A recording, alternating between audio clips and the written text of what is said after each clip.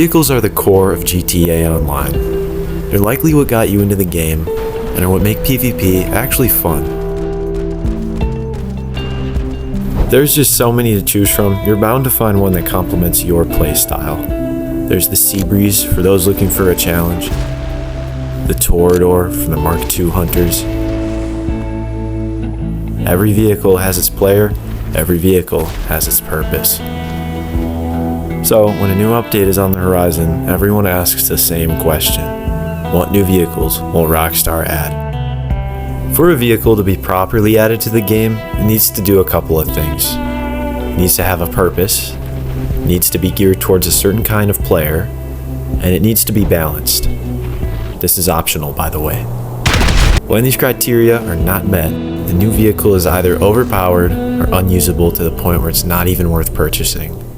Very recently, Rockstar added an aircraft to the game that the entire community wrote off as absolutely horrible. There are really no redeeming factors about it. Start off with the armor. It's got the standard plain armor. Yeah, today we're going to be talking about the Duster 300H and why you should get one. And I'm not kidding. Once you see what this thing is capable of, you wish you got one sooner.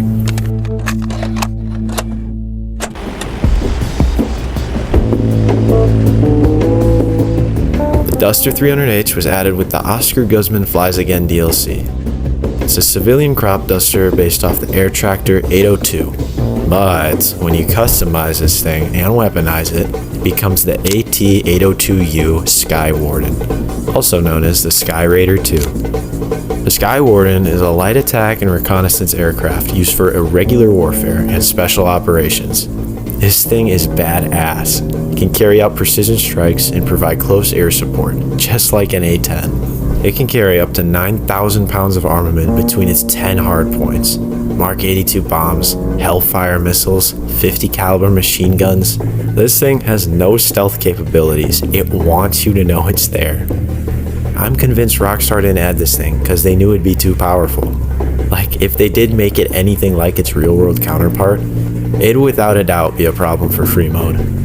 But that doesn't mean they get to straight up not finish the thing. Let's talk about that for a moment. The Duster is literally visibly unfinished. It has the 50 caliber machine guns, great. It has the bulletproof windows, great. But where are the missile pods? Where are the bombs? Not only is there literally a floating texture where the missile pods should be, but there's a freaking targeting pod. Like, what is the purpose of a targeting pod without missiles? What are you targeting? It also just disappears from your hangar sometimes. I don't know who at Rockstar was geeked out of their mind creating this thing, but they clearly had a plan. This plane, if given more love, could have been amazing and a great addition to GTA Online's vehicle ecosystem. The rework I had in mind would be bombs, spammable rockets, barrage rockets, and explosive cannons. You're not escaping anyone in the Duster, you're not out-turning anyone. But if they engage you, they're probably not escaping either. This balance would give players a really cool choice between the Rogue and the Duster as well. Do you want a hit-and-run aircraft that counts on its agility, like the Rogue, or a flying tank that relies on its weaponry, like the Duster? Rockstar, guys, I know you got bigger fish to fry. I mean, Red Dead Redemption 3 is not going to make itself. But this plane could really be a breath of fresh air for free mode fights. If you guys do ever go back to rework any vehicles, just keep the Duster in mind. With all that being said, let's talk about the Duster we currently have, and how it's still a killing machine even in its current form. You can purchase the Duster off Elitist for $1 million, or get the trade price from completing a certain mission from Oscar Guzman. Fun fact, if you complete this mission, you get a Duster for free, though it can only be stored in the Mackenzie hangar and is not upgradable. At its cheapest, with full modifications, the Duster will set you back around 1.2 mil, which is kind of funny because that's the base price of an unupgraded Rogue. When upgrading the Duster, there's a couple things to keep in mind. Chaff over flares.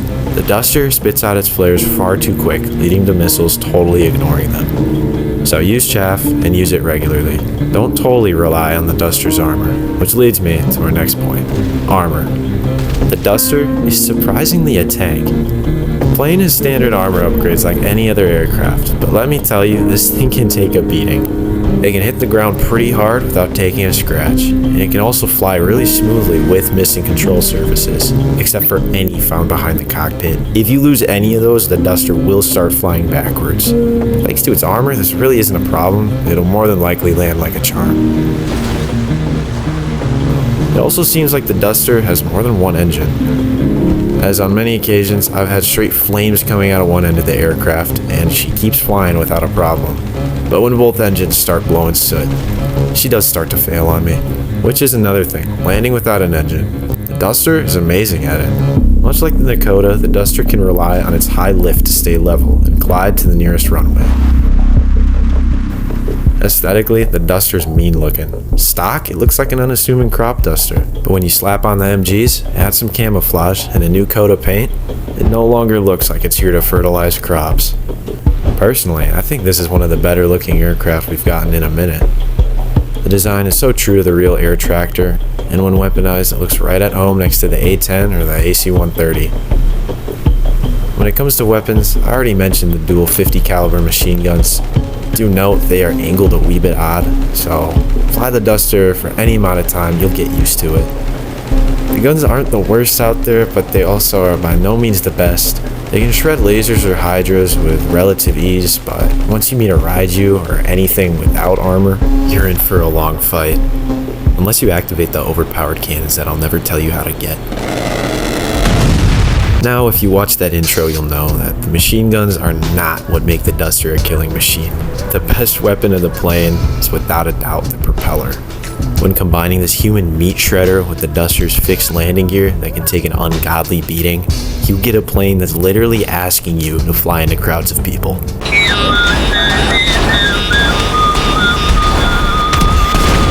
Dexys, can't you just do this with any other propeller aircraft in the game?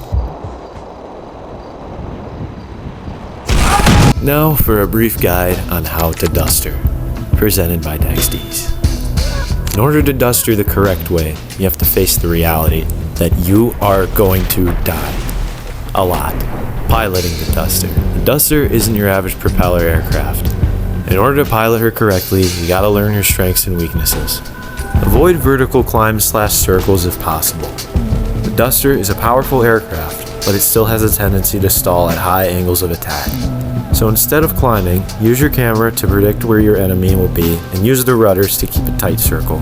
The Duster's not a slow plane, but it's also not the fastest out there, so to avoid missile lock, stay in densely covered areas. City is great for avoiding sight lines. Air to air. With the Duster, you gotta choose your battles wisely. There's a handful of aircraft you simply just don't want to mess with. Helicopters are tricky. My favorite tactic is just ramming straight into them. Works surprisingly well. Pyros, Starlings, or anything that has a relatively tight turn circle should be a no-go. Hydras and lasers, on the other hand, are fair game. Let those museum pieces know what your CIA crop duster is capable of. Air to ground. Now this is where it gets fun. I already touched on the propeller being the weapon of choice with the Duster. There is a right and wrong way to use it. Obviously, you can't just dive straight onto somebody and expect the Duster to shrug it off. At most, you should be hitting the ground at around a 40-degree angle. This way, your fixed landing gear will absorb the majority of the shock, leaving your engine intact. When you do hit the ground, push forward on the stick to almost drive the Duster on the ground like a car toward your target. Either you'll turn them into mincemeat with the propeller, or knock them unconscious with the comically large wings. Either way, lift up the second you make contact with your victim and prepare to do it all over again. The Duster can do this practically indefinitely, thanks to its armor. Fun things to do with the Duster. Knock people off Mount Chiliad. Tickle people with the machine guns. Be a nuisance to any losers having snipe-offs on the beach. Convince people online it can kill Raijus and don't elaborate further. Roleplay as a Paleto Bay farmer. You ain't never touched no real plane in your entire life, sissy boy. These hands is full of grease and diesel. All jokes aside, this plane is a really fun vehicle to fool around with, and there's so much stupid stuff you can get away with it with because it's the worst plane in the game. But who knows, maybe there's no such thing as bad planes, just bad pilots. Go get a Duster and see for yourself. Just remember, in GTA Online, it doesn't matter what vehicle you choose. All that matters is that you make free mode fun. And if that means getting a Spec Ops crop duster and dive bombing on tryhards, be my guest. I've been Nexties, and I'll catch y'all in the next one. Now, as a fellow of mine once said, go fertilize some tryhards. What the hell? See the fire in your eyes. See the fire in your eyes. See the fire in your eyes. See the fire in your eyes.